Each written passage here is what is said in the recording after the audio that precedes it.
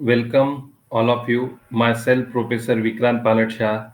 I welcome all of you in the online 1 week course that is the ITR course. सर्व विद्यार्थिनींना मी या ठिकाणी या ITR कोर्समध्ये सर्वांचं स्वागत करतो.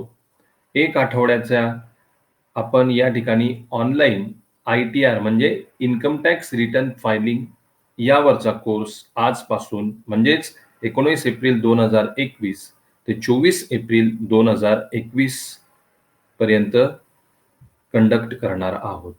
मी सर्वच या ठिकाणी तुमचं कौतुक करतो की बहुसंख्येने तुम्ही या कोर्ससाठी सर्वांनी खूप चांगला प्रतिसाद केला, तुमचं रजिस्ट्रेशन केलं आणि आज या तुमच्या चांगल्या प्रतिसादानुसार आपण या ठिकाणी या एक आठवड्याच्या ऑनलाईन कोर्सला सुरुवात करत आहोत. इन्कम टॅक्स रिटर्न फायलिंग या कोर्समध्ये आपण नेमकं जाणून घेणार आहोत की इन्कम टॅक्स रिटर्न म्हणजे काय. ओके, आणि नेमका त्याचा संबंध हा काय असतो, कशाशी असतो आणि का हे इन्कम टॅक्स रिटर्न या ठिकाणी फाईल करणं हे आवश्यक असतं, हे आपण या कोर्समध्ये बघणार आहोत. एकूण आठवडाभर म्हणजे 6 दिवस आपण या ठिकाणी टीचिंग लर्निंग करणार आहोत. आज म्हणजे 19 एप्रिल 2021 रोजी हे पहिले लेक्चर आपण कंडक्ट करणार आहोत. Introduction to income tax act 1961. Income tax कायदा यामधील काही बेसिक ज्या काही संकल्पना आहेत त्या आपण या पहिल्या लेक्चरमध्ये थोडक्यात बघणार आहोत. त्यानंतर 20 एप्रिल 2021 म्हणजे दुसऱ्या दिवशी आपण इन्कम फ्रॉम सॅलरी याविषयी डिस्कशन करणार आहोत. त्यानंतर 21 एप्रिल 2021 या दिवशी आपण इन्कम फ्रॉम हाऊस प्रॉपर्टी या विषयाचं डिस्कशन करणार आहोत. Then 22nd April 2021 we are going to discuss about income from business and profession, capital gain and other sources. Then day 5, 23rd April 2021 we are going to discuss about the various types of the ITR, that is income tax returns. And on the 6th day, that is 24th April 2021 we are going to discuss about how to file ITR. Okay, तर अशा प्रकारे एकूण 6 दिवसांमध्ये आपण teaching आणि learning या कोर्समध्ये करणार आहोत. And then 7th day means on 26th April 2021 you have to give the online exam regarding this course. After successfully submission of this online examination, you will immediately get the e-certificate for the completion of this course on your mail ID.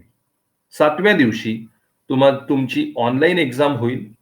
He online exam दिल्यानंतर immediately तुम्हाला तुमच्या mail ID वर हा course पूर्ण केल्याचं E certificate मिळणार आहे. तर अशा प्रकारे आपण हा इन्कम टॅक्स रिटर्न फायलिंगचा एक आठवड्याचा कोर्स 19 एप्रिल 2021 ते 24 एप्रिल 2021 या कालावधीमध्ये पूर्ण करणार आहोत. Okay, so today is the first session we are going to begin. आज आपण पहिलं सेशन घेणार आहोत, that is the introduction to income tax act 1961. Income tax कायदा 1961 यातल्या काही बेसिक ज्या कन्सेप्ट आहेत या बेसिक कन्सेप्ट आपण थोडक्यात आजच्या या सेशन मध्ये बघणार आहोत. The ITR that belongs to what? That belongs to the income tax. ITR चा संबंध हा कशाशी आहे? Income tax. Whatever the income tax is paid by the person, that income tax calculated and paid submitted through the income tax return. जो काही income tax व्यक्ती भरत असतो हा इन्कम टॅक्स कशाच्या माध्यमाने कॅल्क्युलेट केला जातो? इन्कम टॅक्स रिटर्नच्या माध्यमाने कॅल्क्युलेट केला जातो आणि इन्कम टॅक्स रिटर्नच्या माध्यमानेच तो सबमिट केला जात असतो. त्यामुळे इन्कम टॅक्स रिटर्न म्हणजे काय हे बघण्यापूर्वी इन्कम टॅक्स ऍक्ट मधील ज्या काही बेसिक कन्सेप्ट आहे त्या बेसिक कन्सेप्टचा अभ्यास सुद्धा या ठिकाणी अत्यंत महत्वाचा आहे. That is also essential to understand what are the basic concept those comes under the income tax act. Those are useful for the calculation of the income tax. Okay, त्यामुळे इन्कम टॅक्स कॅल्क्युलेशन साठी ज्या काही या महत्वपूर्ण basic concept आहे या समजावून घेणं आपल्यासाठी या ठिकाणी अत्यंत महत्वाचं आहे. That's why in this first lecture we are going to discuss about this basic concepts. Okay, so first of all, the history about the income tax in India. Okay, in India income tax is not a recent concept or not a new concept. भारतामध्ये income tax ही काही आताच जन्माला आलेली संकल्पना नाही किंवा ही नवीन स्वरूपाची सुद्धा संकल्पना नाही. That was continued from the ancient Indian age. अगदी भारतीय पुराण काळापासून इन्कम टॅक्सची संकल्पना किंवा टॅक्सची संकल्पना ही चालत आलेली आहे. This is not a new concept or this is not a recent concept. ही नवीन प्रक्रिया नाही. Tax is a mandatory liability for every citizen of the country. आपल्याला माहित आहे प्रत्येक देशाचा जो नागरिक असेल त्या नागरिकासाठी टॅक्स ही मॅन्डेटरी लायबिलिटी आहे. Always we are paying the tax. आपण कायम टॅक्स पे करत असतो. Whenever you are getting the income, whenever you are purchasing any kind of product or service, on that you are paying the tax. तुम्हाला उत्पन्न मिळत असेल त्यावर तुम्ही टॅक्स पे करत असतात. तुम्ही कुठल्याही प्रकारची वस्तू कुठल्याही प्रकारची सेवा जरी विकत घेतली त्यावर सुद्धा तुम्ही टॅक्स पे करत असतात. Why? Because it is the mandatory liability of every citizen. प्रत्येक नागरिकाची ही मॅन्डेटरी लायबिलिटी आहे. There are two types of tax in India. भारतामध्ये टॅक्सचे दोन प्रकार आहेत. In detail we are going to discuss those further. पुढच्या स्लाइड मध्ये आपण डिटेलमध्ये हे सर्व प्रकार या ठिकाणी डिस्कस करणार आहोत. कुठले ते दोन प्रकार? Direct and indirect. In coming slides in detail we are going to discuss about the direct and indirect tax. येणाऱ्या स्लाइड्स मध्ये आपण डायरेक्ट आणि इनडायरेक्ट टॅक्स याविषयी विस्तृत स्वरूपात माहिती बघणार आहोत. Taxation in India is rooted from period of Manusmriti and Arthashastra. जसं मी तुम्हाला सांगितलं, it is not a new concept. It was continued from the ancient age. म्हणजे टॅक्स ही काही नवीन संकल्पना नाही. मनुस्मृती असेल, अर्थशास्त्र असेल, हे जे काही आपले पुराणकालीन ग्रंथ आहेत यामध्ये सुद्धा टॅक्सेशनचा उल्लेख त्या ठिकाणी करण्यात आलेला आहे. Present Indian tax system is based on this ancient tax system, which was based on the theory of maximum social welfare. आताची जी आपली वर्तमानकालीन टॅक्स सिस्टम आहे ही सिस्टम सुद्धा पुराणकालीन टॅक्स सिस्टम वर आधारलेली आहे. आणि याचा बेस काय आहे? Maximum social welfare. समाजाचं जास्तीत जास्त कल्याण करणं हा टॅक्सेशन सिस्टीमचा बेस आहे. म्हणजे या टॅक्सेशनद्वारे समाजाला जास्तीत जास्त फायदा होऊन समाजाचं वेलबिंग, समाजाचं वेलफेअर किंवा समाजाचं जास्तीत जास्त कल्याण हे कसं होऊ शकतं, हा प्रामुख्याने या टॅक्सेशन सिस्टीम मागचा उद्देश आहे. Okay. In India, this tax was introduced for the first time in 1860 by Sir James Wilson in order to meet the losses sustained by the government on account of the military mutiny of 1857. आता सर्वप्रथम हा जो income tax आपल्या भारतामध्ये आहे, ज्यानुसार आपली taxation system ही control केली जाते, हा इन्कम टॅक्स सर्वप्रथम 1860 साली म्हणजे ब्रिटिश साम्राज्य अंतर्गत 1860 साली सर जेम्स विल्सन यांनी इंट्रोड्यूस केला होता. यामागचं कारण होतं मिलिटरी म्युटिनी ऑफ 1857. म्हणजे 1857 ला भारतात जो उठाव झाला, आपल्या भारताच्या स्वातंत्र्य संग्रामाला सुरुवात कुठून झाली होती बरं? प्रत्येकाला तुम्हाला माहित असेल 1857 चा उठाव जो मंगल पांडे यांनी सुरू केला होता. तिथून आपल्या भारताच्या त्यावेळेस आपल्या भारत देशावर इंग्रजांचं राज्य होतं आणि या इंग्रजांच्या विरुद्ध हा उठाव करण्यात आला.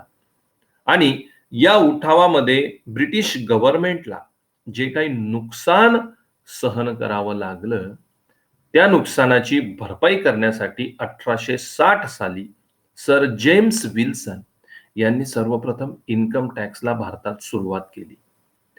In 1918, a new income tax was passed, and again it was replaced by another new act, which was passed in 1922. त्यानंतर 1918 साली नवीन इन्कम टॅक्स कायदा त्या ठिकाणी संमत करण्यात आला, त्याची अंमलबजावणी करण्यात आली. 1922 मध्ये पुन्हा नवीन कायदा आला आणि त्याने 1918च्या इन्कम टॅक्स कायद्याला रिप्लेस केलं. Okay.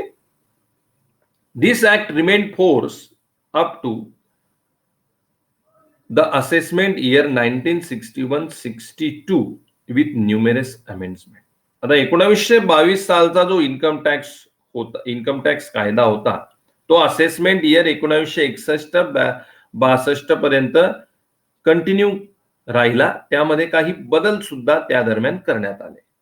In consultation with the ministry of law, finally the Income Tax Act 1916 was passed. Ministry of law बरोबर काही चर्चा करून, काही विशिष्ट मुद्द्यांवर चर्चा करून 1961 साली नवीन इन्कम टॅक्स कायदा त्या ठिकाणी पास करण्यात आला, संमत करण्यात आला, त्याची अंमलबजावणी करण्यात आली. The Income Tax Act 1961 has been brought into force with 1st April 1962. आणि 1961 साली जो नवीन इन्कम टॅक्स कायदा त्या ठिकाणी पास करण्यात आलेला होता, संमत करण्यात आलेला होता, 1 एप्रिल 1962 पासून तो कायदा या ठिकाणी भारतामध्ये त्याची पूर्ण रूपाने अंमलबजावणी करण्यात आली. It applies to the whole of India and Sikkim including Jammu and Kashmir. भारतामधील सर्व राज्यांना, म्हणजे ते सिक्कीम असो, जम्मू असो, काश्मीर असो, या सर्व राज्यांना हा कायदा लागू करण्यात आला. Since 1962 several amendments of far-reaching nature have been made in the Income Tax Act by the Union Budget every year.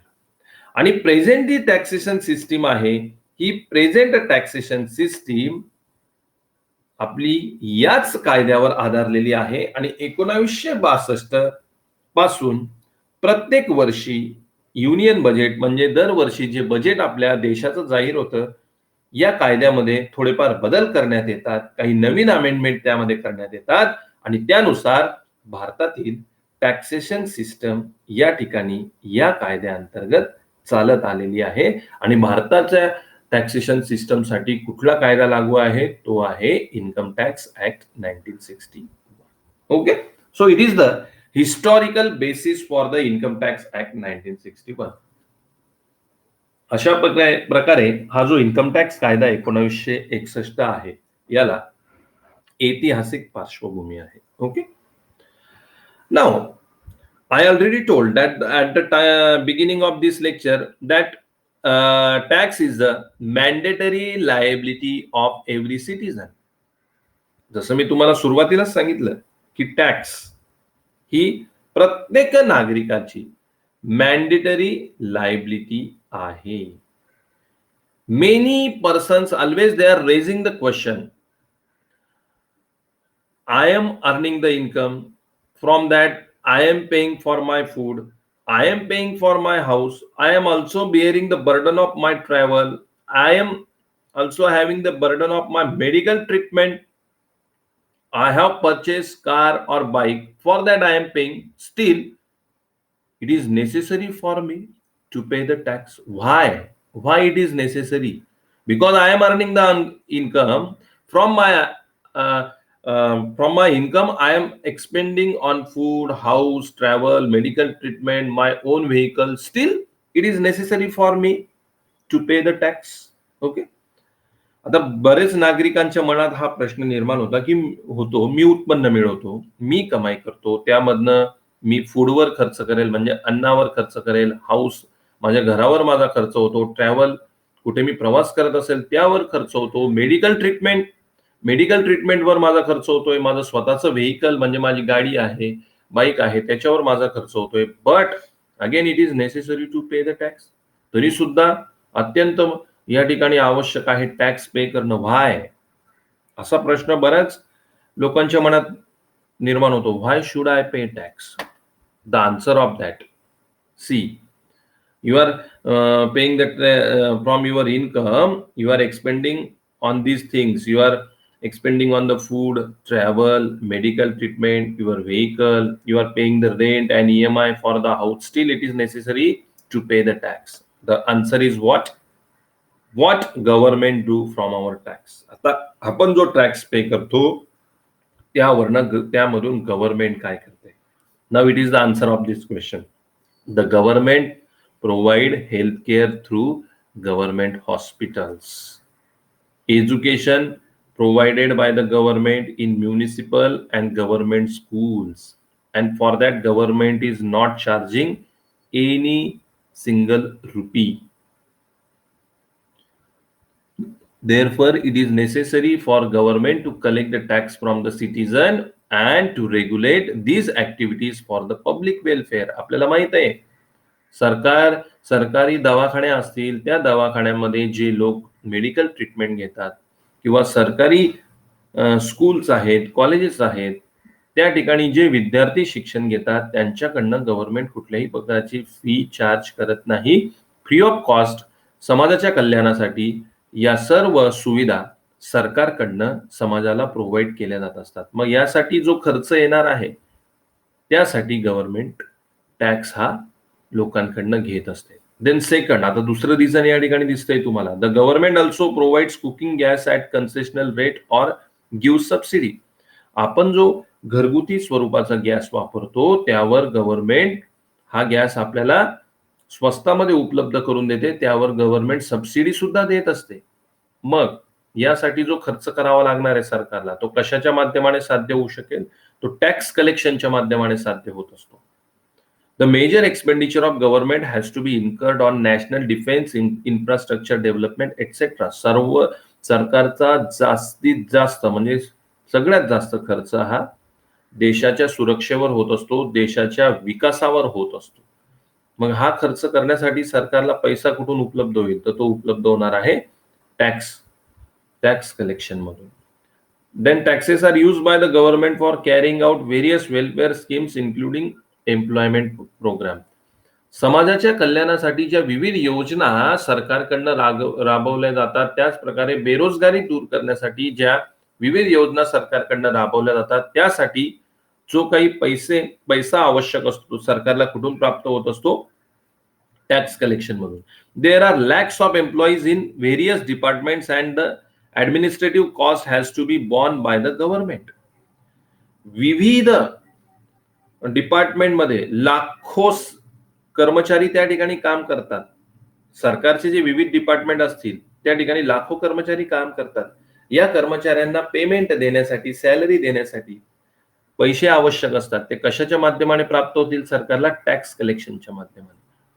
The judicial process involves delay, yet the salaries, perks of जजेस, magistrate and judicial staff has also to be paid by the government.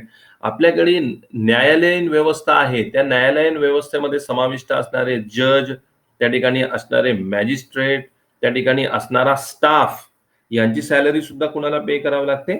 सरकारला पे करावं लागते. त्यासाठी पैसा आवश्यक आहे आणि तो कशाच्या माध्यमाने सरकारला येऊ शकेल? टॅक्स कलेक्शनच्या माध्यमाने. Thus, on considering these various duties of the government, we need to appreciate that we must pay tax. As per law, we have to act like a responsible citizen. त्यामुळे आपण बघितलं की एवढ्या सगळ्या स्वरूपाचे खर्च सरकारचे आहेत आणि हे खर्च सरकारला भागवण्यासाठी या ठिकाणी टॅक्स द्वारे पैसा प्राप्त होणं हे आवश्यक असतं. त्यामुळे आपल्या सर्व नागरिकांची जबाबदारी आहे की वेळेवर हा टॅक्स सरकारला पे करणं, म्हणजे सरकारला या सर्व फॅसिलिटीज समाजाच्या कल्याणासाठी या ठिकाणी राबवता येतील. Therefore for this it is necessary to pay the tax. त्यामुळे या सर्व गोष्टींसाठी टॅक्स पे करणं हा आवश्यक आहे. Now types of taxes. आता या ठिकाणी आपण बघणार आहोत टॅक्सचे प्रकार कुठले. As I already told, there are two types of taxes. One is the indirect tax and one is the direct tax and another one is the indirect tax. जसं आपण बघितलं सुरुवातीला त्या ठिकाणी टॅक्सेसचे दोन प्रकार आहेत. पहिला आहे direct tax. Now direct tax is which kind of tax? Where under the direct tax the burden of the tax is on the person who is liable to pay the tax. The person cannot transfer that burden to any other person. That tax is called as the direct tax. आता direct tax म्हणजे काय, की ज्या व्यक्तीला तो tax pay करायचा आहे तीच व्यक्ती तो टॅक्स पे करू शकते. इतर कुठलीही व्यक्ती त्या व्यक्तीच्या द्वारे तो टॅक्स पे करू शकत नाही. म्हणजे ज्या व्यक्तीला टॅक्स भरायचा आहे, पे करायचा आहे, त्या ठिकाणी तीच व्यक्ती हा टॅक्स पे करू शकणार आहे. इतर कुठल्याही व्यक्तीवर त्या टॅक्सचं बर्डन ट्रान्सफर होणार नाही किंवा त्या टॅक्सची अमाऊंट ट्रान्सफर होणार नाही. अशा प्रकारच्या टॅक्सला काय म्हटलं जात असतं, direct tax. Under the direct tax there are two types. One is the income tax. त्यामध्ये पहिला प्रकार आहे इन्कम टॅक्स.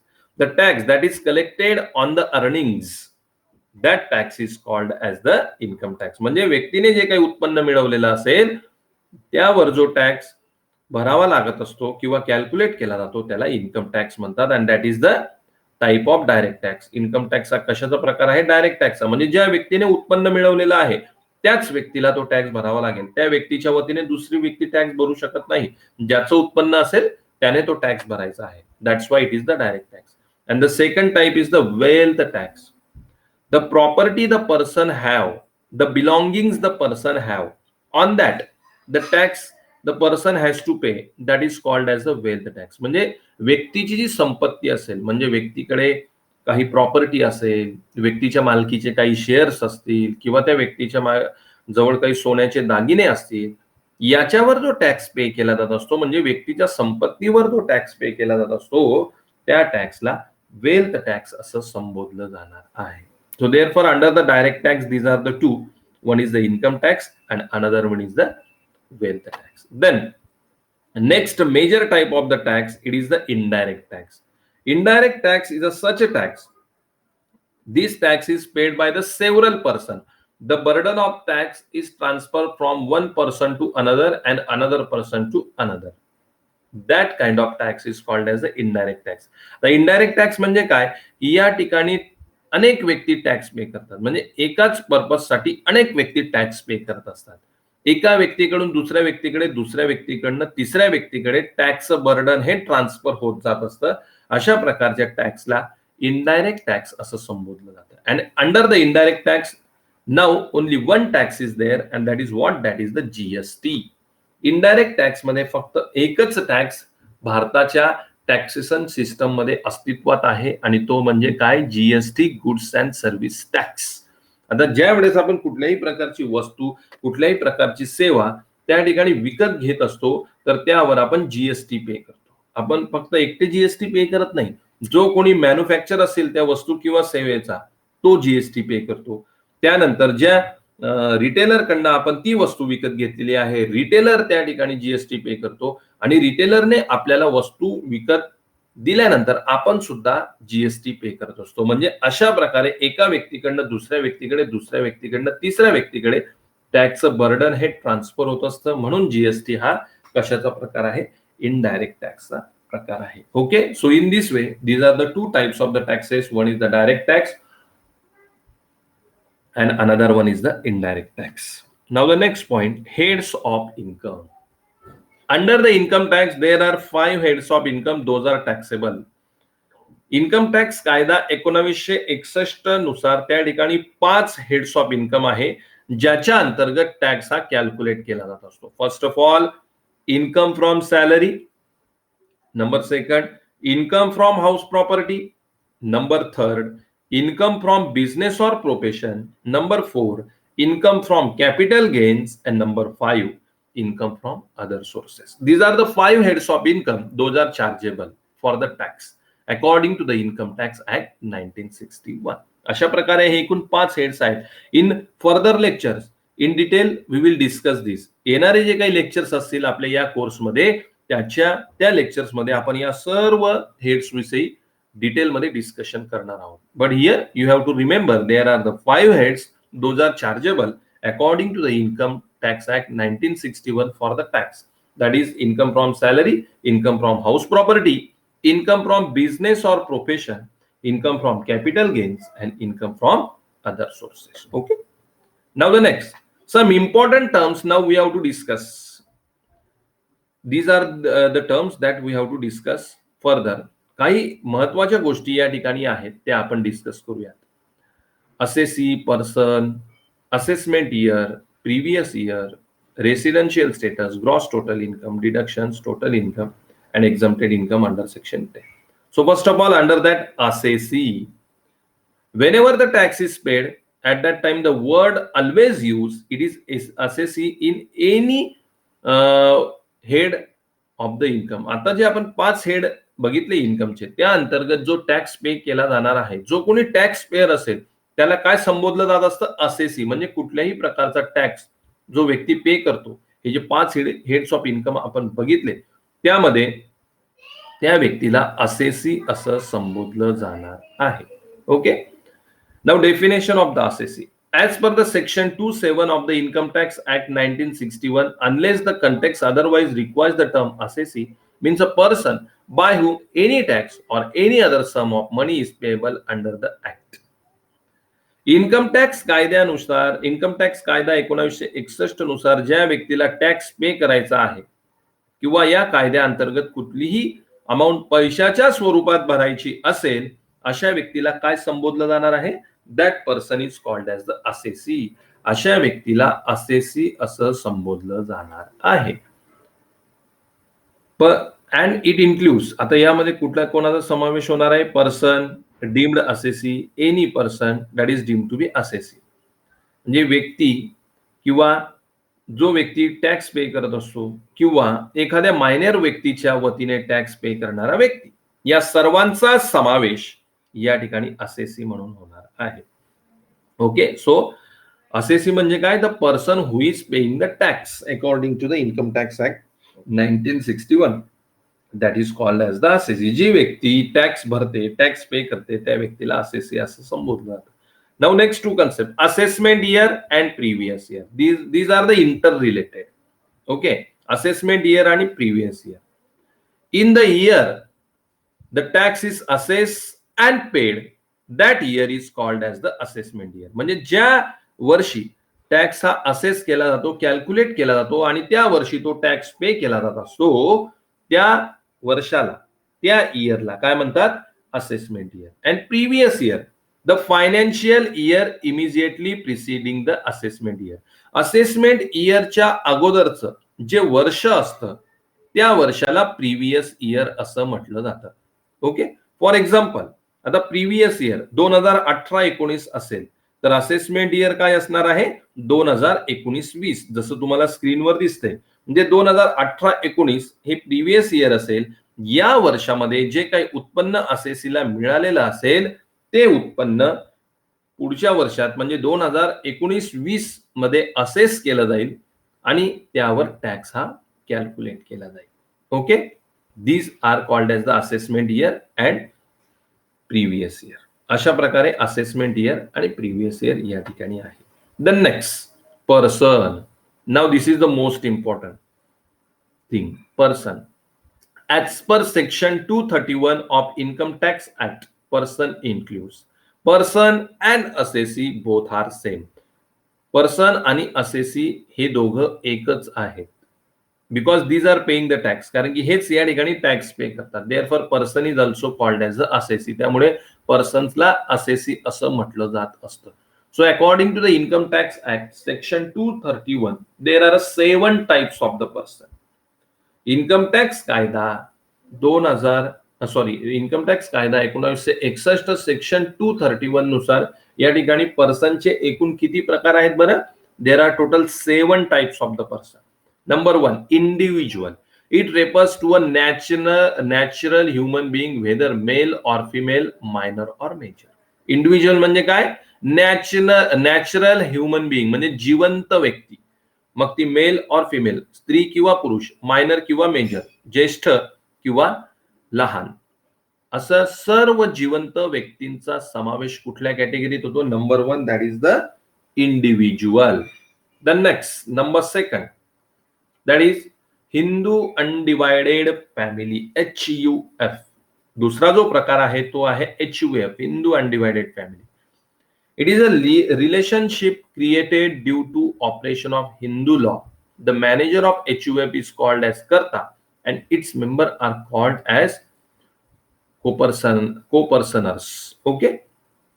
या ठिकाणी जी रिलेशनशिप आहे म्हणजे संपूर्ण कुटुंब, याला म्हटलं जात असतं Hindu undivided family. Hindu law नुसार जे संपूर्ण कुटुंब आहे त्या ठिकाणी कर्ता म्हणजे त्या फॅमिलीचा प्रमुख व्यक्ती आणि मग त्या फॅमिलीमधले असणारे सदस्य त्याला को पर्सनर्स असं संबोधलं जातं. असं जे कुटुंब आहे संपूर्ण हिंदू लॉ नुसार त्याला हिंदू अनडिवायडेड फॅमिली असं संबोधलं जाणार आहे. That is the second type of the person. Then number 3 company. पुढचा जो प्रकार आहे तो आहे company. It is an artificial person registered under Indian companies act 1956 और एनी अदर लॉ. कंपनी म्हणजे काय? आर्टिफिशियल पर्सन आहे. आर्टिफिशियल म्हणजे जे जिवंत नसतात, आर्टिफिशियल कायद्याने त्याची निर्मिती झालेली आहे. That is called as a artificial person. Indian companies act 1956 असो किंवा रिसेंटली इंडियन कंपनीज ऍक्ट 2013 असो किंवा अजून इतर कायदा असो, या कायद्याअंतर्गत ज्या काही कंपनी रजिस्टर्ड झालेल्या असतात त्या सर्व कुठल्या प्रकारात येतात? Number 3 that is company. Okay. The next one, number 4, firm. It is an entity which comes into existence as a result of partnership agreement between persons to share profits of the business carried on by all or any one of them. Firm means what? Partnership firm that existed under the Partnership Act 1932. Partnership कायदा 1932 अंतर्गत ज्या partnership फर्मची निर्मिती झालेली आहे त्या सर्वांचा समावेश कुठल्या प्रकारात होतो? Number 4 that is the firm. Okay. The next one number 5 association of persons that is AOP और body of individuals that is BOI. पुढचा जो प्रकार आहे नंबर 5 तो आहे असोसिएशन ऑफ पर्सन्स AOP किंवा बॉडी ऑफ इंडिव्हिज्युअल्स म्हणजे BOI. When persons combine together to carry on a joint enterprise and they do not constitute partnership under the ambit of law, they are assessable an association of person. म्हणजे काही ठराविक व्यक्ती एकत्र येतात आणि joint venture त्यांचं निर्माण करतात, पण ती भागीदारी नसते. That is not a partnership. फक्त ते एकत्र येतात, परस्पर सहकार्याने जॉईंट व्हेंचर निर्माण करतात. अशा सर्व व्यक्तींना काय म्हटलं जाणार आहे? असोसिएशन ऑफ पर्सन्स AOP और बॉडी ऑफ इंडिव्हिज्युअल्स BOI. याचं उदाहरण काय? कोऑपरेटिव्ह सोसायटी, सहकारी संस्था. सहकारी संस्थेमध्ये सुद्धा अनेक लोक एकत्र येतात, पण त्यांची पार्टनरशिप असते का? नाही. एकत्र येऊन ते कामकाज करतात.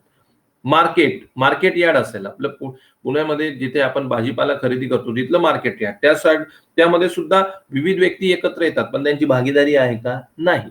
These are the examples of association of persons or body of individuals AOP or BOI. So it is the fifth type. Local authority. Municipal corporation, panchayat samiti, cantonment board, port trust, gram panchayat, these all are the local authorities. Those are working for in a particular area for the public welfare and regulated by the government. These are the local authorities. Municipal corporation असेल म्हणजे महानगरपालिका असतील, पंचायत समिती असतील, ग्रामपंचायत असेल, cantonment board असतील, या काय आहेत? या लोकल ऑथॉरिटी संस्था आहेत. म्हणजे एका विशिष्ट एरियात ते कार्यरत आहेत आणि त्या ठिकाणचे पब्लिक वेलफेअरचे ऑपरेशन ते रेग्युलेट करत असतात आणि त्यांच्यावर नियंत्रण कुणाचं असतं? सरकारचं असतं. असं सर्वांना लोकल ऑथॉरिटी असं संबोधलं जातं. And it is the 6th type of the person. हा पर्सनचा 6वा प्रकार आहे. And last one artificial juridical person, number 7. Artificial juridical person, a public corporation established under a special act, legislature and a body having juristic personality. It is known as the artificial juridical person. म्हणजे public act नुसार ज्याची निर्मिती झालेली आहे आणि कायद्यानुसार ज्याला मान्यता आहे अशा सर्व व्यक्तींना आर्टिफिशियल ज्युरिडिकल पर्सन्स म्हटलं जाईल, ज्या जिवंत नाहीत, पण कायद्यानुसार त्यांची निर्मिती झाली आणि कायद्यानुसार त्यांना मान्यता आहे. अशा सर्वांना आर्टिफिशियल ज्युरिडिकल पर्सन म्हटलं जाणार आहे. For example university, colleges, charitable institution, temples, these all are the artificial juridical person. विद्यापीठ असेल, कॉलेज असेल, काही चॅरिटेबल इन्स्टिट्यूशन असतील, मंदिर असतील, हे सर्व कशाचे प्रकार आहेत? these all are the artificial juridical person. So in this way these are total 7 types of the person. अशा प्रकारे पर्सनचे एकूण हे 7 प्रकार आहेत. Understood everyone? समजलंय प्रत्येकाला? Okay. So these are the types of the persons. Now the next one, residential status of an, which one? Okay. Okay, no problem. Artificial juridical person is what? It is not a natural human being, but it is created by the law, and that person has a separate entity in the eye of the law. That person is called as the artificial juridical person. Artificial juridical person म्हणजे natural human being नाही, पण त्याची निर्मिती कायद्याद्वारे झालेली आहे आणि कायद्यानुसार त्या व्यक्तीचं अस्तित्व आहे. अशा व्यक्तीला आपण आर्टिफिशियल ज्युरिडिकल पर्सन म्हणतो. For example university, Savitribai Phule Pune university. Okay. कशानुसार निर्मिती झाली? विद्यापीठ कायद्यानुसार या विद्यापीठाची निर्मिती झालेली आहे. It is not a natural human being, but it has a separate entity in the eye of law, म्हणजे कायद्यानुसार त्याचं अस्तित्व आहे. Then college, our college, Shri Siddhivinayak Mahila Mahavidyalaya, it is not a natural human being. It is establish according to the college act, त्यामुळे कायद्यानुसार याला मान्यता आहे. Dagdusheth Halwai temple, it is not a natural human being, but it is establish according to the charitable trust act, and therefore it has a separate entity in the eye of law. Such kind of persons are called as the artificial juridical person. या सर्व व्यक्तींना आपण artificial juridical person असं म्हणत असतो. Understood now? Okay, very good. Now the next we are going to study residential status of an assessee. आता असेसीचं residential status, there are 2 types of residential status. One is the resident of India and another one is the non-resident of India. 2 प्रकार असतात, म्हणजे भारताचे नागरिक आणि भारताचे नागरिक नाही, असे 2 प्रकार रेसिडेन्शियल स्टेटसचे आहेत.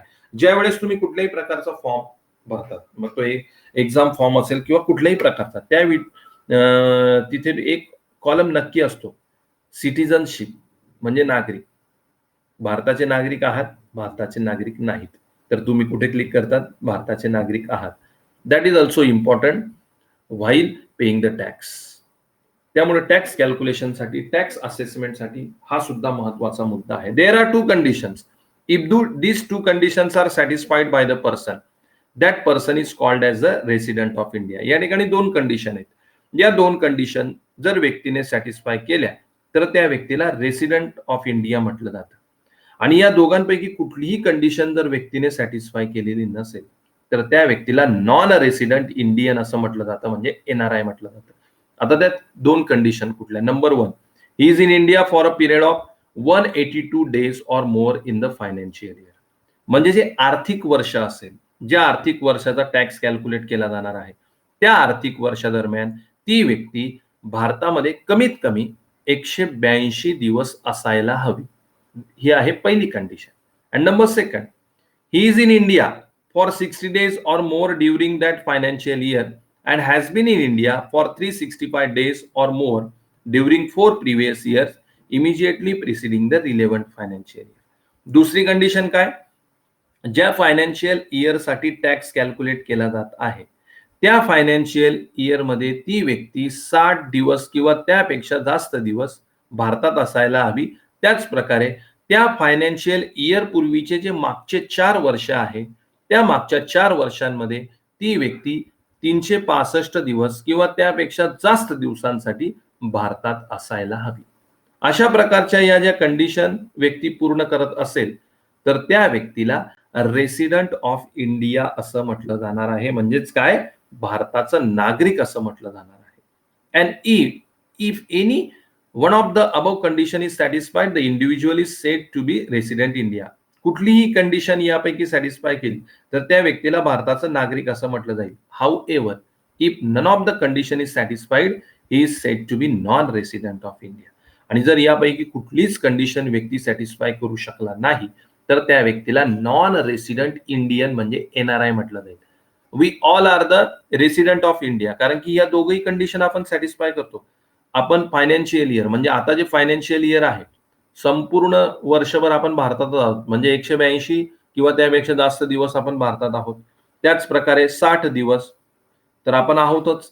आणि गेल्या या फायनान्शियल इयर पूर्वीच्या गेले जे 4 वर्ष आहेत, त्या 4 वर्षांमधले एकूण 365 किंवा त्यापेक्षा जास्त दिवस आपण आहोतच भारतात. म्हणजेच काय, we all are the resident.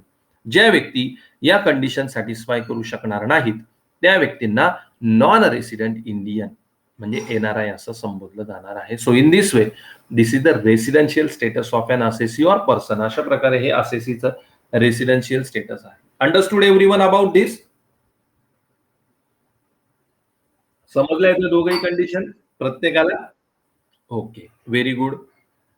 Now the next one, these three concepts we are going to understand in this. Gross total income, the income earned by the assessee from the 5 heads of income, that is salary, house property, business profession, capital gain and other sources. The aggregate income of these 5 heads is called as the gross total income. The gross total income म्हणजे काय, salary असेल, house property असेल, त्यानंतर business or profession असेल, capital gain असेल, other sources असेल, या 5ही हेडचं जे एकत्रित इन्कम असतं त्या एकत्रित इन्कमला काय संबोधलं जाणार आहे, that is called as the gross total income. त्याला ग्रॉस टोटल इन्कम असं म्हटलं जातं. Deductions, the deductions those are available from the gross total income like savings, donation, as per the section 80C, these are called as per the section 80, these are called as the deductions. आता deduction म्हणजे काय, जे gross total income मिळालेलं आहे त्या gross total income वर under section 80 जे आपण ऑलरेडी बघितलेलं आहे, under the taxation computation of total taxable income and tax liability, यामध्ये आपण अंडर सेक्शन 80 चे डिडक्शन बघितल्या. Savings that is 80C, donations that is 80G, then medical insurance that is 80D, interest on educational loan that is 80E, यासारख्या ज्या काही deductions under section 80 अंतर्गत provide केल्या जातात आणि ज्या ग्रॉस टोटल इन्कम मधनं वजा होत असतात, अशा सर्वांना काय म्हटलं जाणार आहे, those are called as the deductions. त्यांना डिडक्शन्स असं म्हटलं जातं. And then total income, it is a gross total income minus deduction. That income is called as the total income or total taxable income. Gross total income मधून deduction वजा केल्यानंतर जे उत्पन्न मिळणार आहे, that is called as the total taxable income or net taxable income. त्यालाच total taxable income किंवा net taxable income असं संबोधलं जाणार आहे. So it is about the gross total income, deductions, total income, total taxable income. Understood everyone? समजलंय प्रत्येकाला? Okay. And now the next one, last concept, exempted income under section 10. आता या ठिकाणी under section 10 हे इन्कम टॅक्स कायद्याअंतर्गत देण्यात आलेलं आहे आणि त्यामध्ये काही इन्कम हे एक्झम्प्टेड इन्कम म्हणून ट्रीट केले जातात. ते कुठले जनरली बघूयात आपण. Section 10(1) self employed agriculture income there is no tax. म्हणजे कुठल्याही प्रकारचं ऍग्रिकल्चर इन्कम, शेतीपासनं मिळालेलं उत्पन्न भारतामध्ये पूर्णतः टॅक्स फ्री आहे, totally tax free. Okay. Then section 10(2) income of member of Hindu undivided family. Hindu undivided फॅमिलीचा जो कोणी मेंबर असेल त्या व्यक्तीला जे उत्पन्न प्राप्त होत असतं, that is also totally tax free, पूर्णतः टॅक्स फ्री आहे. Okay. Then next section 10(10)(C) voluntary retirement compensation.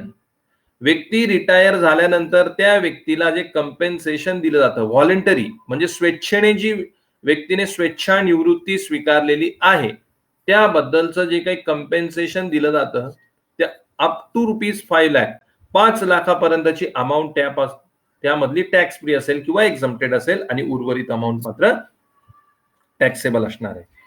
Then section 10(10)D पुढचं जे आहे ते आहे section 10(10)D life insurance benefit including bonus. तुमची लाईफ इन्शुरन्स पॉलिसी असेल ती पॉलिसी मॅच्युअर झाली त्यामध्ये बोनस सुद्धा इन्क्लूड असतो आणि त्यानंतर जी काही अमाऊंट मिळते that amount is fully tax free, पूर्णतः टॅक्स फ्री असते, त्यावर कुठल्याही प्रकारचा टॅक्स पे करावा लागत नाही. Then section 10(11)(12) amount withdrawn from provident fund, भविष्य निर्वाह निधी. आपण बघणार आहोत ते इन्कम फ्रॉम सॅलरी मध्ये भविष्य निर्वाह निधीमधनं काही अमाऊंट विथड्रॉ केलेली असेल तर त्यावर कुठलाही टॅक्स पे करावा लागत नाही, फुल्ली टॅक्स पे असते ती amount. Section 10(10)BC government compensation for damage due to disaster. एखादी नैसर्गिक आपत्ती आली आणि त्या आपत्तीच्या संदर्भात जर गव्हर्नमेंट कडनं काही कंपेन्सेशन मिळालं असेल, फॉर एक्झाम्पल आपण बघतो गारपीट होते, जोरदार पाऊस पडतो, त्यामुळे जे काही नुकसान होतं शेतकऱ्यांचं किंवा काही व्यक्तींचं आणि गव्हर्नमेंट कडनं त्यांना परतावा दिला जातो, नुकसान भरपाई दिली जाते, तर अशा प्रकारची जी अमाऊंट मिळते ती अमाऊंट पूर्णतः टॅक्स फ्री असते, त्यावर टॅक्स पे करण्याची गरज नाही. Then section 10(13)A house rent allowance. हे आपण बघणार आहोत इन्कम फ्रॉम हाऊस प्रॉपर्टी मध्ये. हाऊस रेंट अलाउन्स यामध्ये 3 कंडिशन असतात. या 3 कंडिशन मधली जी अमाऊंट कमी असेल ती अमाऊंट या ठिकाणी एक्झम्प्टेड असते. पहिली कंडिशन असते ऍक्च्युअल HRA रिसिव्ड म्हणजे जेवढी काही अमाऊंट मिळालेली आहे. दुसरी कंडिशन असते rent paid minus 10% of salary आणि तिसरी कंडिशन असते 50% of salary in metro city और 40% of salary in any other city. या 3 कंडिशन पैकी जी अमाऊंट कमी असेल ती अमाऊंट HRA मधून टॅक्स फ्री दिली जात असते. आणि शेवटची जी कंडिशन आहे that is section 10(15) earnings of tax free securities. म्हणजे ज्या काही सिक्युरिटीज म्हणजे शेअर्स जे टॅक्स फ्री सिक्युरिटीज आहेत त्यावर जे काही उत्पन्न मिळतं त्यावर सुद्धा कुठल्याही प्रकारचा टॅक्स पे करावा लागत नाही. तर अशा प्रकारे हे विविध इन्कम आहेत जे अंडर सेक्शन 10 एक्झम्प्टेड असतात, टॅक्स फ्री असतात. Okay, so it is about the under section 10 income. Understood this also? Okay. So these all are the concept regarding the Income Tax Act and those are called as the basic concept in the first session of this income tax return filing course we have covered today. अशा प्रकारच्या या ज्या काही basic concept आहे ज्या income tax कायदा 1961 अंतर्गत येत असतात आपल्या इन्कम टॅक्स रिटर्न फायलिंग या कोर्सच्या पहिल्या सेशन मध्ये आपण या सर्व कन्सेप्ट या ठिकाणी कव्हर केलेले आहेत, पूर्ण केलेले आहेत.